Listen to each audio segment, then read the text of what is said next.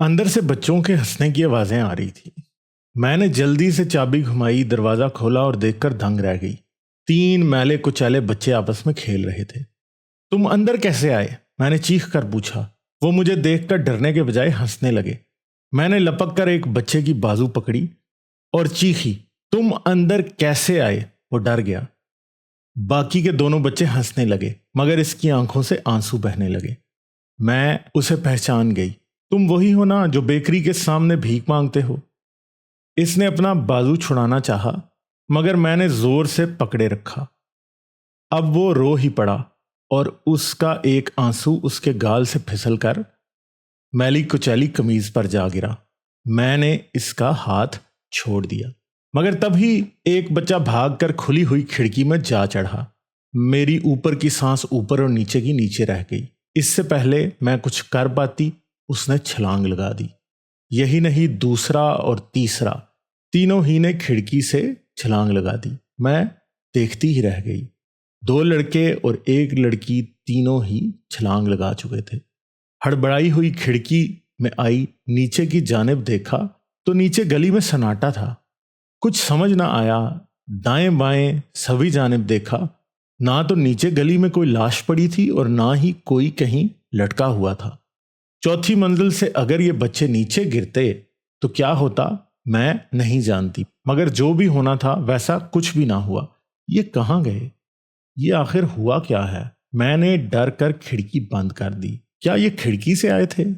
کھڑکی کے ساتھ سے کئی پائپ گزرتے ہیں، شاید انہی سے نیچے اتر گئے۔ خیر اب کیا ہو، دفتر سے آتے رات کے 11 بج گئے تھے۔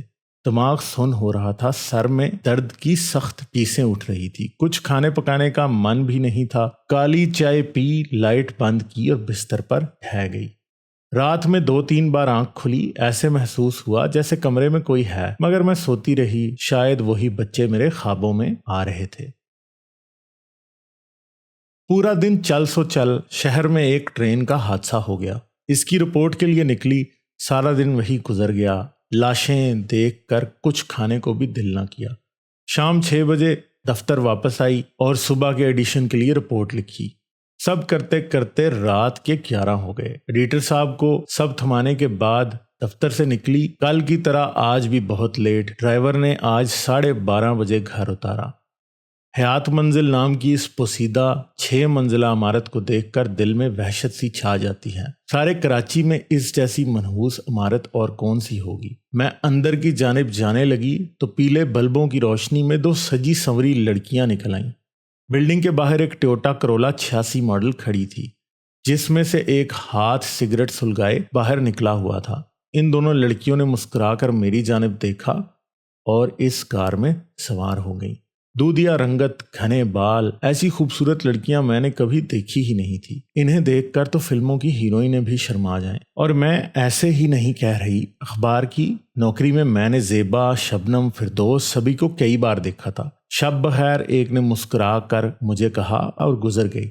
یہ دونوں جا کر اس گاڑی میں بیٹھ گئیں۔ انہی کے پیچھے ایک تیسری لڑکی اتری اور بلڈنگ کے سامنے آ کر کھڑی ہو گئی اور کسی کا انتظار کرنے لگی۔ اس نے بھی مسکرا کر میری طرف دیکھا۔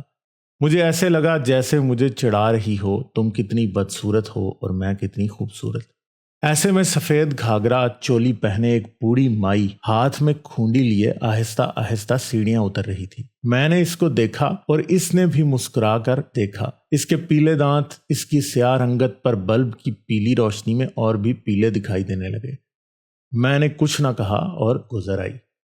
بشیر چاچا نے نہ جانے کیسی جگہ گھر لے دیا تھا۔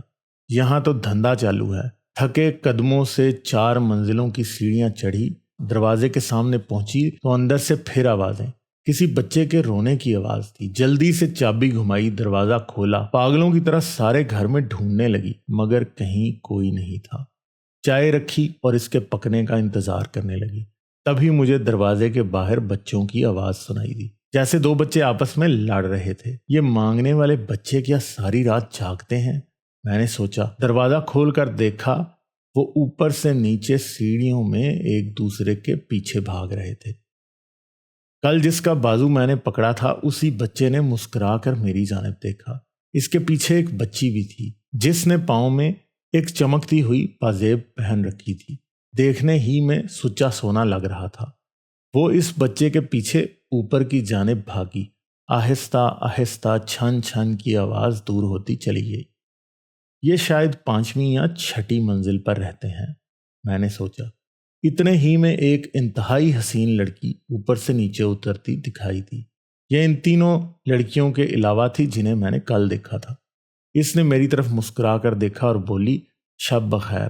میں نے بھی اسے شب بخیر کہہ دیا۔ چائے کی بڑی پیاری خوشبو آ رہی ہے، وہ مسکرا کر بولی۔ ہاں میں نے چائے رکھی ہے، میں نے جواب دیا۔ بشیر چاچا نے بتایا تھا آپ اخبار میں کام کرتی ہیں اور آپ کو مکان نہیں مل رہا۔ یہ مکان بھی ہماری حیات اماں کا ہی ہے، اس نے کہا اور میرے سامنے کھڑی ہو گئی۔ حیات اماں؟ میں نے سوالیہ نظروں سے اس کی جانب دیکھا۔ 6ٹھی منزل پر رہتی ہیں، ابھی تھوڑی دیر پہلے نیچے اتری۔ اچھا وہ حیات بی بی ہیں، میں نے کہا۔ کیا تم نے ان بچوں کو دیکھا ہے جو اوپر گئے؟ رات کے 12 بجے یہ کھیل رہے ہیں۔ کس کے بچے ہیں؟ اس وقت باہر رہتے ہیں، میں نے کہا۔ وہ مانگنے والے ہیں، شہر میں مانگتے ہیں، اس نے جواب دیا۔ مگر اس وقت کھیلتے رہتے ہیں، میں نے پوچھا۔ ان کا بھی ہماری طرح کوئی وقت نہیں۔ چلیں میرا وقت ہو گیا ہے، میں چلتی ہوں۔ یہ کہہ کر وہ ٹھمکتی ہوئی سیڑھیاں اتری اور ساری سیڑھیاں اس کے حسن کے بغیر ماند پڑتی چلی گئی۔ یہ لڑکی بھی اس قدر حسین تھی کہ سارے شہر میں ایسی لڑکی چراغ لے کر ڈھونڈنے پر بھی نہ ملے۔ اس بلڈنگ میں یا تو جسم بیچنے والی حوریں یا پھر مانگنے والے میلے کچیلے بچے ہی دکھائی دیتے تھے۔ اتنے میں کیتلی نے سیٹی بجا دی اور میں دروازہ بند کر کے واپس آ گئی۔ ساری رات جاگتی رہی، صبح فجر کے بعد ہی کسی وقت آنکھ لگی۔ سو رہی تھی کہ کمرے میں کچھ سرسراہٹ محسوس ہوئی۔ دیکھا تو کھڑکی کے سامنے مانگنے والی وہی بچی جس نے پاؤں میں سونے کی پازیب پہن رکھی تھی بیٹھی میری ڈائری پڑھ رہی تھی۔ میں ہکا بکا رہ گئی۔ اس نے میری طرف دیکھا اور مسکرا دی۔ اس کے مسکرانے سے اس کے سامنے والے ٹوٹے ہوئے دانت دکھائی دیے۔ میں ہڑبڑا کر اٹھی۔ رات کھڑکی بند کرنا بھول گئی تھی، مگر آؤ دیکھا نہ تاؤ، وہ بچی کھڑکی سے باہر کی جانب لٹکی۔ میں نے کھڑکی میں جا کر دیکھا تو پھر سناٹا، اوپر اور نہ ہی نیچے، کوئی تھا ہی نہیں۔ میں نے اپنا سر پکڑ لیا۔ لگتا ہے مجھے کسی سائیکیٹرسٹ کی ضرورت ہے، مجھے چھلاوے دکھائی دے رہے ہیں۔ سر میں ٹیسیں اٹھ رہی تھی۔ چولہے پر پانی رکھا اور پتی ڈال کر چائے بننے کا انتظار کرنے لگی۔ چائے کی سیٹی بجی، ڈبل روٹی پر جیم لگایا اور کالی چائے پینے سے جسم میں کچھ جان آئی۔ ڈائری کے الجھے ہوئے صفحے دیکھنے لگی۔ اس بچی نے ڈائری کا برا حال کر دیا تھا۔ 1 ستمبر 1979، ماں مر گئی ہے، بھائی اپنے گھر کا ہو گیا، اب بھاوج کے ساتھ رہنا مشکل ہے۔ رشتہ میرے لیے آیا تھا مگر وہ نرمل کو پسند کر گئے ہیں۔ سیاہ رنگت اب پھر میرے راستے میں کھڑی ہے۔ دادی تو پہلے ہی کہتی تھی سارے بچے گورے ہیں۔ اندلیب کالی چائے پی پی کر کالی ہو گئی ہے۔ صرف 1 ماہ پہلے کی انٹری، 17 جون 1986۔ میرے شہر میں اخبار کا دفتر بند ہو رہا ہے، اب کراچی ہی جانا ہوگا۔ افتخار علوی صاحب نے بتا دیا ہے کہ سکھر سے سارا سٹاف فارغ ہے۔ اندلیب صاحبہ آپ کراچی آفس جوائن کر لیں، اب بھائی کے گھر سے رخصت ہی لینی ہوگی۔ خیر اس کو کیسا اعتراض، وہ تو ہمیشہ سے ہی چاہتا ہے کہ میری ذمہ داری سے آزاد ہو جائے، بھابھی کی جان بھی چھوٹ جائے گی۔ ڈائری بند کر دی اور بستر پر واپس آ گئی۔ جانے کب آنکھ لگی پتہ نہیں، پر آنکھ کھلی تو اندھیرا ہو چکا تھا۔ لائٹ روشن کی تو پھر وہی سر میں درد چل رہا تھا۔ کیتلی چولہے پر رکھی اور چائے کا ڈبہ کھولا، پتی تو ختم تھی اور میں سوتی رہ گئی۔ رات کے 9 بج چکے تھے، شاید بلڈنگ کے سامنے والی کریانے کی دکان کھلی ہو۔ 4 منزلوں کی سیڑھیاں اتری تو نیچے دور سے ہی دکان بند دکھائی دی۔ بارش ہو رہی تھی۔ ادھر ہی سامنے انہی خوبصورت لڑکیوں میں سے ایک کھڑی تھی۔ دکان بند ہو گئی ہے، اس نے مسکرا کر مجھ سے کہا۔ ہاں میں نے جواب دیا۔ آپ کو کیا لینا تھا؟ اس نے پوچھا۔ چائے کی پتی لینی تھی، میں نے کہا۔ اب تو دیر ہو گئی ہے، ساری دکانیں اس وقت تک تو بند ہو جاتی ہیں، اس نے کہا۔ چائے کی طلب تو نہیں بند ہوتی نا؟ ہاں یہ تو ہے، اس نے مسکرا کر جواب دیا۔ میں آپ کو چائے پلا دیتی ہوں۔ کوئی بات نہیں، آج چائے کے بغیر ہی گزارا ہو جائے گا، میں نے کہا۔ اگر ہو سکتا تو آپ رات کے اس وقت باہر آتی، اس نے ہنس کر کہا۔ چلیں آ جائیں، چائے پیتے ہیں۔ اس نے میرا ہاتھ پکڑ لیا اور مجھے اپنے ساتھ لے چلی۔ میں بھی چل دی۔ 6 منزلوں کی سیڑھیاں چڑھتے اوپر آ گئے۔ ساری ہی عمارت پوسیدہ تھی۔ مگر یہ چھٹی منزل تو شاید بٹوارے سے پہلے کا منظر پیش کر رہی تھی۔ وہی تینوں مانگنے والے بچے کھیلتے دکھائی دیے۔ یہ سوتے نہیں؟ میں نے پوچھا۔ اپنی مرضی کے مالک ہیں، حیات اماں بھی انہیں کچھ نہیں کہتی، ان کے کھیلنے کودنے کے دن ہیں، لڑکی نے حسب معمول مسکرا کر کہا۔ انہیں اسکول بھرتی نہیں کرایا؟ یہ سب پڑھنا جانتی ہے، اس نے پازیب والی بچی کا گال دبا کر شرارت سے کہا۔ خیر ہم اندر آ گئے۔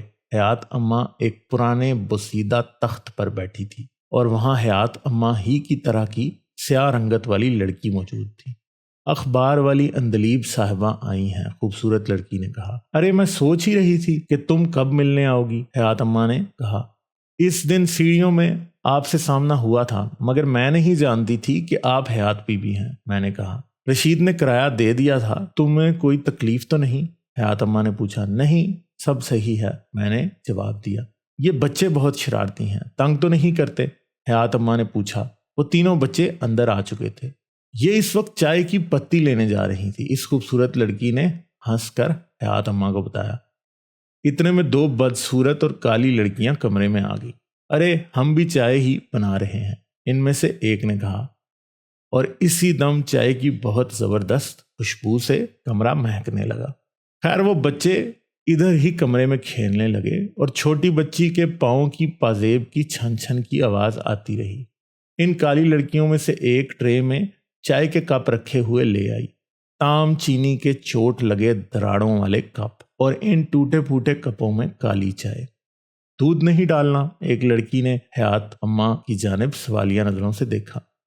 ڈالنا ہے، حیات اماں نے جواب دیا، اور اس لڑکی نے دودھ کی کٹوری حیات اماں کو دے دی۔ حیات اماں نے اپنی چولی اٹھائی اور اپنے بھدے سیاہ اور بوڑھے پستان کو دبا دیا، جس سے دودھ کی سفید دھار اس کٹوری میں گرنے لگی۔ میں ہکا بکا دیکھنے لگی۔ حیات اماں نے کٹوری دودھ سے بھر کر اس لڑکی کو تھما دی، اور اس لڑکی نے چائے کے سبھی کپوں میں یہ دودھ ڈال دیا۔ شکر لیں گی آپ؟ اس نے سوالیہ نظروں سے میری جانب دیکھا۔ 2 چمچ، میں نے جواب دیا۔ اس نے شکر ہلا کر کپ مجھے تھما دیا اور سبھی لڑکیاں چائے پینے لگی۔ میں بھی چپ چاپ چسکیاں لینے لگی۔ کچھ دیر بعد اپنے ہاتھ پر دھیان گیا تو مجھے گوری جلد سے ہری ہری خون کی شریانیں گزرتی دکھائی دیں۔ سر اٹھا کر دیکھا تو کمرے میں موجود باقی تینوں لڑکیاں اتنی ہی حسین ہو چکی تھی جتنا میں نے انہیں کل دیکھا تھا۔ حیات اماں اسی طرح تخت پر اپنے سفید گھاگرا چولی میں سیاہ رنگت پر پیلے دانت لیے مسکرا رہی تھی۔ ان میں سے ایک لڑکی نے ایک ٹوٹا ہوا آئینہ مجھے تھما دیا۔ میں نے دیکھا تو سنہرے بالوں اور سبز آنکھوں والی جنت کی حور دکھائی دی، جس کی آنکھوں سے موٹے موٹے آنسو اتر رہے تھے۔ ایک اور لڑکی ایک خوبصورت جوڑا لے آئی۔ چلیں روشنیوں کے شہر میں روشنی بھرنے۔ اس نے سوالیہ نظروں سے میری جانب دیکھا اور میں اپنے کپڑے اتارنے لگی۔ تو دوستو یہ تھی ویڈیو آج کی ہماری۔ اس ویڈیو کو لائک اور شیئر کرنا نہ بھولیں، چینل کو سبسکرائب کریں اور بیل آئیکن دبا کے آل نوٹیفیکیشنز آن کر لیں۔ آپ پیٹریون پر بھی اس چینل کو سپورٹ کر سکتے ہیں۔ پیٹریون کی سپورٹ بہت امپورٹنٹ ہے اس چینل کے لیے۔ پیٹریون کا لنک اس ویڈیو کی ڈسکرپشن میں موجود ہے۔ ملیں گے کسی اور ویڈیو میں، آپ سے اپنا بہت سا خیال رکھیں۔